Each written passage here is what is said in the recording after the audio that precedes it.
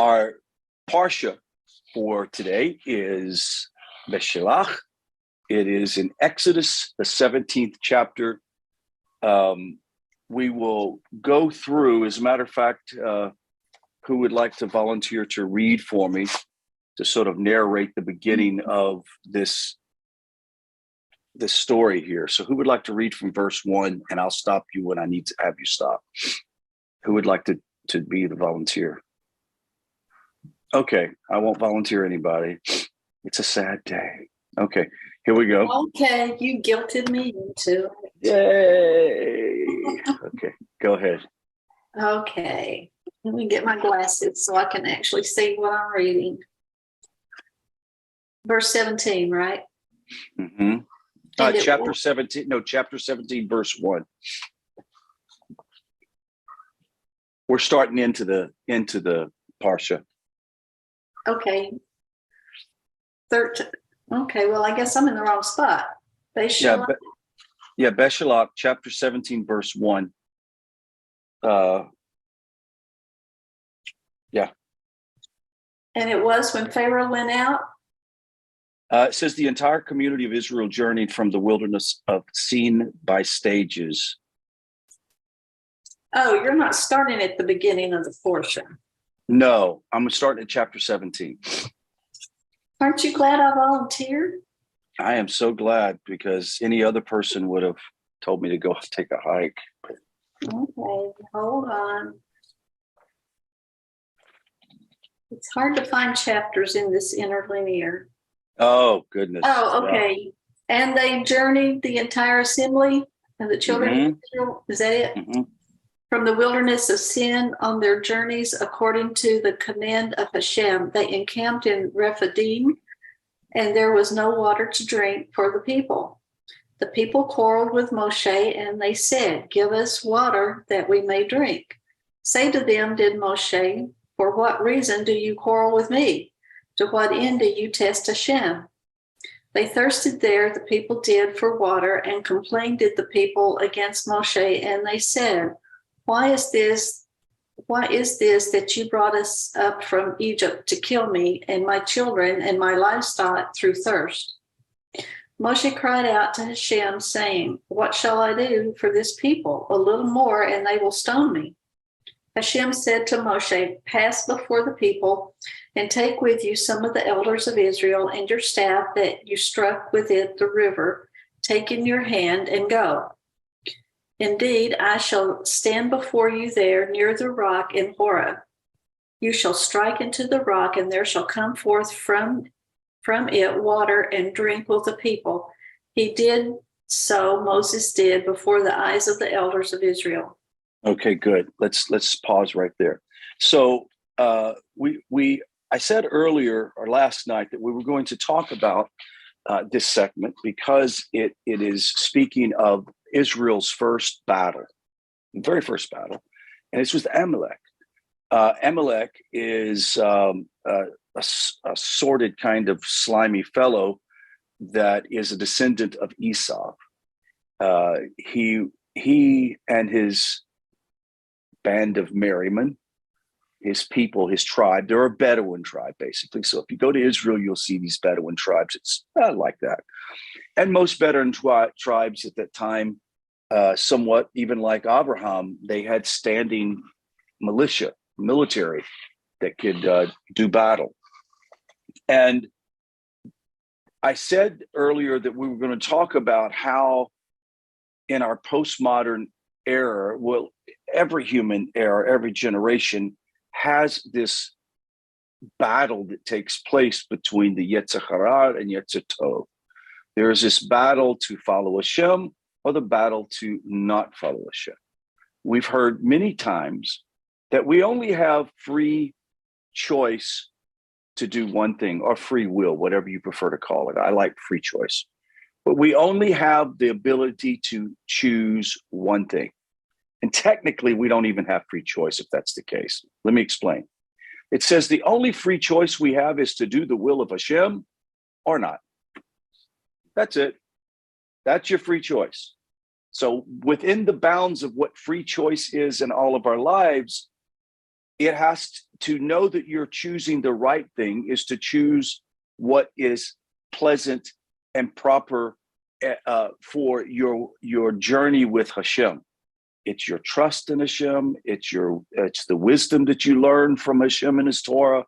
These are part of the sort of spiritual maturation that takes place and spiritual maturity. And we all are going to experience this, but I think that this lesson sort of lays out a prescription, not only for the Jewish people and their history, but also for those of us who are on a spiritual journey. We all recognize that there is a battle of forces within our lives, and that those battles, based on your observance to follow Hashem's Torah or not, or to walk in doubt and fear and anguish, or walk in faith and wisdom and confidence, is two very distinct places. And the latter has, the former, which would be the state of rejection of the commandments of God in my life, would mean that there is going to be a consequence, that God will to possibly intervene and cause you to really buckle down and have to fight for what you have. Let's explain. In verse 17, chapter 17, verse 7 and 8, it says, they called the name of the place Massa, or testing, the place Massa Merivah. Testing and quarreling is basically what it means. So testing and quarreling. So if we're going to take notes, say the first place that is going to be challenged, and the first sign that you're getting ready to be embattled by sort of this I don't like to call it the spirit of Amalek, but you understand what I'm talking about, the negativity of an Amalek, a spiritual Amalek in our life, starts with this idea that we start experiencing tests, and we are quarreling with ourselves, or a Yetzer Hara and Yetzer Tov is in conflict with each other. And we all know the Yetzer Hara and Yetzer Tov is meant and shaped by the Master of the universe in us, and it's for purpose. It's to help refine us. It is not here to destroy us. It's here to challenge us. It actually gives us the fullest opportunity to practice our free choice. And the sages explained that Amalek's attack against the Jewish people was a punishment for their quarreling with Moshe and having tested Hashem. Notice the testing here was not the testing of the people, but testing Hashem. Now, I'm not really sure how that all falls out. What does it mean to test Hashem? But in the simplest thing, the testing is the questioning. Now, there's a wonderful story in the Midrash. It tells of a son who is being carried on his father's shoulders, and whose father, time after time, protects him from various dangers and fulfills the child's request. He's carrying him on his shoulders and makes sure that limbs, if you've ever carried a child on your shoulder, you don't want limbs to hit them in the face, and you're guarding them, et cetera, et cetera. And you're literally carrying them on the shoulder. And hearing, he says, finally the child asked a passerby.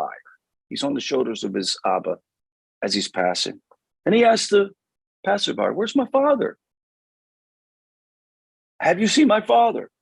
Hearing this, the father said to his son, "You don't know where I'm at?" He says, and he cast the child down from upon his shoulders, and the dogs came and bit him. Interesting midrashic story. Thus, too, Hashem miraculously took the Jewish people out of Mitzrayim, split the sea, gave them water, fed them with manna, etc. And they nevertheless questioned this by saying, "Is Hashem in our midst or not?"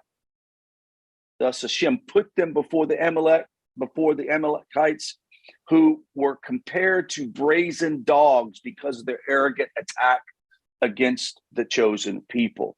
Hashem did not choose to punish the Jews by withholding bread or water, for then they would have said, that Hashem was incapable of setting the table in the wilderness and providing for their needs. Hashem therefore provided them with all the things that cannot be found in the wilderness, such as bread, water, and meat, and all the physical needs. The one thing that is not found in the desert, however, was the very thing that came to punish them. From under natural circumstances, the nation would be foolish as to come down a barren wasteland to do battle against a nation of barefoot and hungry refugees. Knowing this, the Jews felt secure against the enemy attack, said that they were pretty confident. They're kind of joked about the whole thing, like who would even come down and bother us? Our problem is water and food. Our problem is Hashem really here with us? And you remember their chief complaint? Did you bring us out here to die? How long has it been since they left Egypt? What would you say? Anybody have a guess? Anybody have a guess? 14 days. Roughly 14 days, almost 2 months, right? I mean, almost a month. 14 days, and they're already complaining. This is a premise that I've had and I've taught for several years in the world of Torah. If you believe or if you think that miracles build your emunah or faith, it has nothing to do with that. Your faith brings miracles, but miracles don't sustain your faith. This is a prime example. Signs and miracles took place. Israel walked across dry land, for crying out loud, with the sea up each side, and see all of the Egyptian army floating, their corpse bloating on the side of the beach. And yet, after that, and after the miracle of the water being sweetened at Mamre, they go out, and now they're complaining, is God even with us? What short memory do they have? As explained in the book of Samuel, the attack of Amalek contained none of the conditions that normally motivated one nation to wage war. I had a discussion with Rabbi Michelson and Rabbi Kasuto Dror this week, and we talked about why do they hate us? Why do they, come against the Jews? Why do those people who shouldn't hate us hate us? Well, here's the thing: there will always be in the world those who have the neshamas or the souls or whatever you call it, the reincarnation of these people that are descendants of Esau. Now, at some point in the future, according to the Nevi'im, the prophets, Esau will do tshuva at the end. They will do tshuva, and they will recognize Israel and the Torah and their one God. But at this point, the Amalekites had no regard for the God of Israel. They were pagans. They were into all kinds of deviant behavior. And I find it interesting that, and I'm sure they probably had spies in the camp somewhere, but you would think on the report of hearing that Israel was traversing through the desert and coming up to this territory where they were at, in hearing Israel kvetch and complain, is God in our midst? We're all going to be out here to starve. Moshe, you brought us out here to die. You would think they would say, well, good. They don't even believe in their own God, and just walk off and let it be done. No, it says that they saw what they were doing, and it's like Hashem sort of pulled them into the whole circumstance by saying, you know what? They don't even believe it. They need to be destroyed. And what do we have today in the modern world with the Palestinians and Israel? You have the Palestinians. Hamas has on their charter that they have replaced Israel, and that Israel is not living up to its Torah, and therefore God has done away with them and their Temple Mount, et cetera, et cetera. And they are using that as a premise to attack and to blow up synagogues and to stab Jews on the streets of Jerusalem. Very much the same as it is now. And it said that uh, there are 5 basic reasons why war is raged.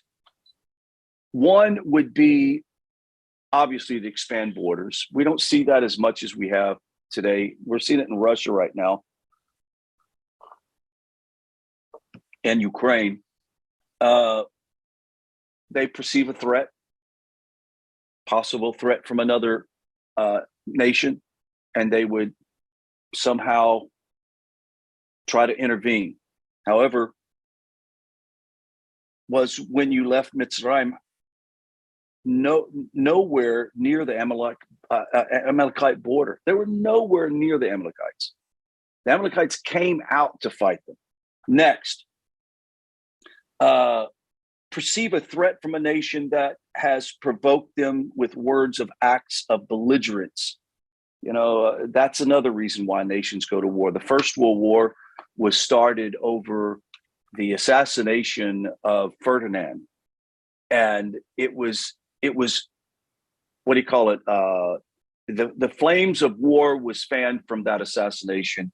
And if you go back and look at the genesis of the First World War, you realize it was started over the stupidest reasons. Hundreds of thousands of young men lost their life over that stupid war.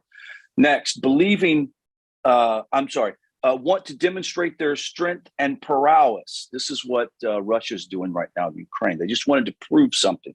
Next, believe that they have a religious duty or so, that God would reward them for wiping out a nation of unbelievers. Amalek, however, did not fear God. He had no regard for the God of Abraham, Isaac, and Jacob. If anything, he had disdain, that disdain that was bred in him through his father's father, Esau.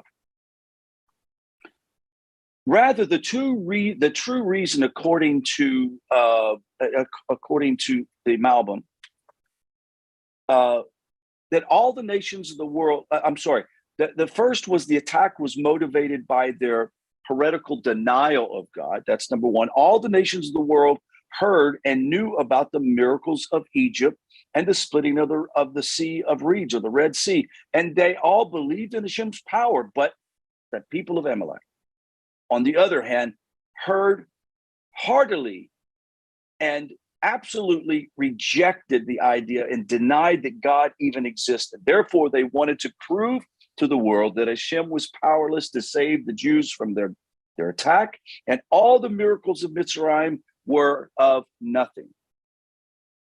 Second, Amalek attack was motivated by deep-seated ancestral hatred toward the Jewish people. In reality, they were cousins. They were cousins, for crying out loud. Same as today. Now, the term Rephidim is found. Let's find what verse it's in. Verse 8, correct? Amalek came and fought with Israel in Rephidim. It's an interesting term. To state that Amalek attacked in Rephidim seems redundant, because the verse had already named Rephidim, and that the sages therefore derived a deeper lesson from the phrase. So long as the Jewish people remained total and steadfast in their trust for Hashem, even the Amalekites experienced a feeling of fear and respect toward God. The reason why the Amalekites refused to be in fear of the God of Israel, because out of their own mouth were words that demonstrated that they had no serious fear of Hashem. That's what they perceived anyway. In Rephidim, however, a place whose very name connotes weakness and a loosening grip of allegiance toward Hashem and toward the commandments, the Jews complained against Hashem and against Hashem's faithful servant, Moshe. This, in turn, caused fear of God to weaken among the nations as well. We all know that the nations sort of pick up their cue from Israel itself. Now, I'm going to say something I don't want it to be misconstrued. It is a personal opinion of mine, and I believe it can be sourced in the text of the sages. But if Israel would do tshuva, true tshuva, all of Israel, then the naysayers and attackers and the terrorism would cease to exist. Because this story teaches us and shows us that Amalek came out of its way to attack Israel for no other reason than the fact that they saw that Israel was in a place of disbelief before God. And like that even cemented it harder. There's no way their God could truly be as powerful as they say he is if they don't believe he's going to take care of them. And when we see the Jewish people return and do tshuva, then we're going to see the nations bow before Hashem. But it's only going to happen when the pious people of the nations, along with the Jews, turn their hearts wholly to Hashem. And may it happen in our day. Because Amalek was chief of the nations, meaning the foremost in denying Hashem, this moral erosion affected them to the point where they came out to the desert to fight the Jews, who were in a state of Rephidim. They were in a state of weakened allegiance toward the Torah.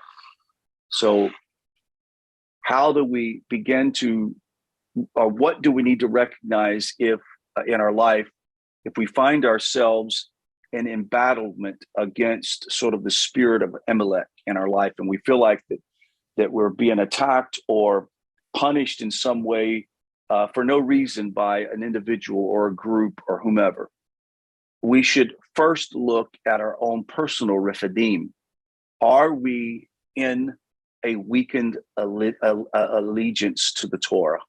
Are we in a weakened state in our trust, our betachon? Are we in a weakened state in our emunah, our faith in Hashem? It's a very important question to ask, because this was the reason why Amalek went out of its way to attack. We all scratch our heads, for example, when, do you remember, what is it, a couple of years ago that they had the synagogue attack in Pennsylvania? You remember that? I think Pittsburgh. And we're all scratching our heads like, who does that? Like, what's the motivation of this guy? Like, why? How can somebody create such an illusion of disgust for someone that they would go in and attempt to murder everybody in the place? This is the same problem that's existed before time. When Israel is up, when the Jewish people are up doing what they should be doing, when the pious of the nations are up doing what they should be doing, then we'll see the diminishment of the unbeliever. And it's not because we've diminished them, but Hashem has diminished them. Now, let's look at a couple of ideas that come from verses 9, 11 through 13. Who would like to read for me that? 17th chapter, verse 9 through 13. Okay, Moses said to Joshua, choose people for us and go do battle with Amalek. Tomorrow I will stand on top of the hill with the staff of God in my hand. Joshua did as Moses said to him, to do battle with Amalek. And Moses, Aaron, and Hur ascended to the top of the hill. It happened that when Moses raised his hand, Israel was stronger. And when he lowered his hand, Amalek was stronger. Moses' hands grew heavy. So they took a stone and put it under him, and he sat on it. And Aaron and Hur supported his hands, one on his side, on this side, and one on that side. And he remained with his hands in faithful prayer until sunset. Joshua weakened Amalek and its people with the sword's blade. Awesome. So Awesome. the first, awesome, good thing. Next time I expect you to read it in an Elizabethan English so that it sounds more biblical. Okay, Thank you. so it could sound like Charleston Heston or something like that in the movie. Anyway, I was thinking about that at the time. oh, you. Yehoshua fights, Moshe prays. So the second part of the formula to get out of this seemingly punished situation or this low place is the first part is recognizing that you're in Rephidim, that you are in a doubtful place with the way you're dealing with your relationship with Hashem. The second thing is know that it's twofold. The solution is going to be twofold. Number one, it's got to be approached spiritually. And number two is you have to make sure that you approach it also in a physical manner. Notice Moshe stands up with Aaron and her, and with hands upraised and in a spiritual meditation and prayer, they won the battle. But it was a two-pronged attack. Moshe had to pray, and Joshua had to assemble righteous men to go into battle with him. Now, there could be a little debate. Was it righteous men he needed to get or super soldiers? I'm convinced it was a combination of both. So we're going to take a two-pronged attack against this, both in prayer and in action. Your actions will be doing the mitzvahs to clear out the doubt and the lack of faith, to root out the lack of impatience that we have when it comes to dealing with Torah and with Hashem, and we got to root it out. It's both a physical thing, and of course we know studying Torah and doing mitzvahs is the elixir, the cure for that in the physical realm. Now, in the wars against Sihon, king of the Amorites, and against Og, king of Bashan, Moshe Rabbeinu does not send Joshua to fight, but rather Moshe himself engages in the battle. And the reason for this is that those battles were fought by Hashem. Now, there are some battles that are done, are done in a position of prayer and done in a position of a spiritual side. Thank God, most of our battles are not physical and challenging. I think most of our battles, especially once you start getting a hang of it, most of the battles is having to deal from it with a spiritual perspective. It said that Moshe engaged the battle himself. The reason for this is that those battles were fought by Hashem through open miracles. Hashem tells this to Moshe by saying, "Do not fear Og, because I have placed him in your hand," meaning that Moshe will defeat Og through open miracles. And as the verse continues, you will do to him what you did to Sihon, implying that Sihon was vanquished through open miracles.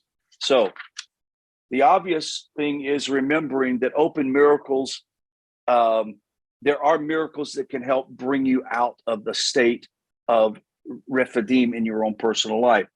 There are two wars fought here: the natural war of the military tactics performed by Joshua, and the spiritual war fought against Esau's guardian angel, the one who stands on high and accuses the Jewish people in the heavenly tribunal.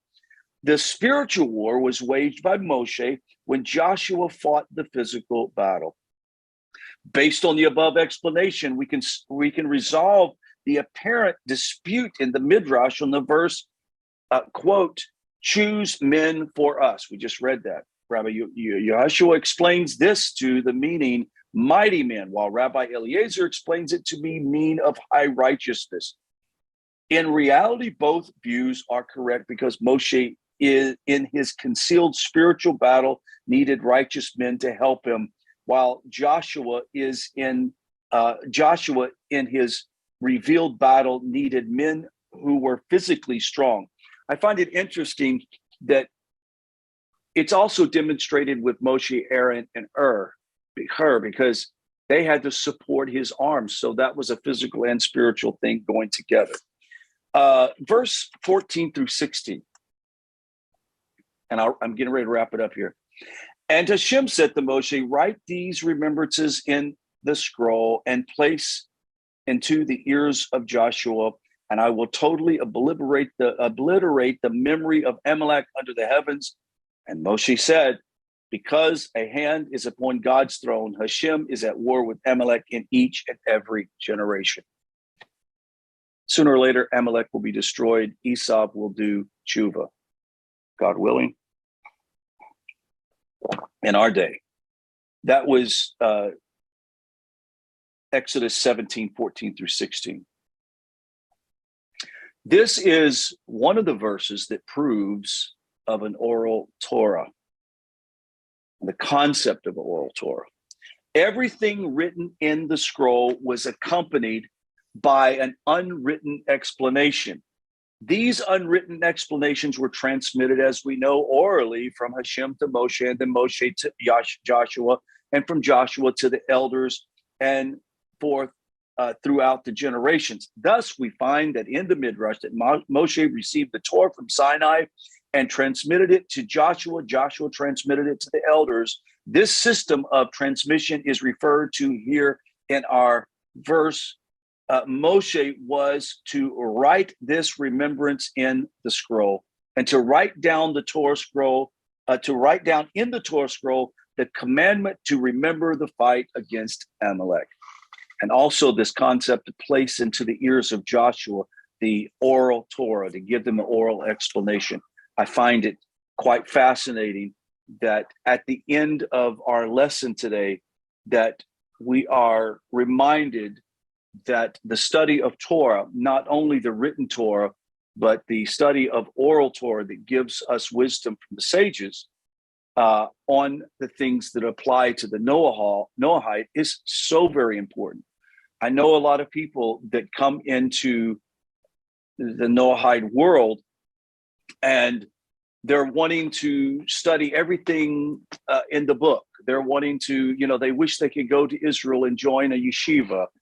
They wish they could be in a kollel somewhere in the United States studying Torah, the Talmud, the Mishnah, et cetera, et cetera.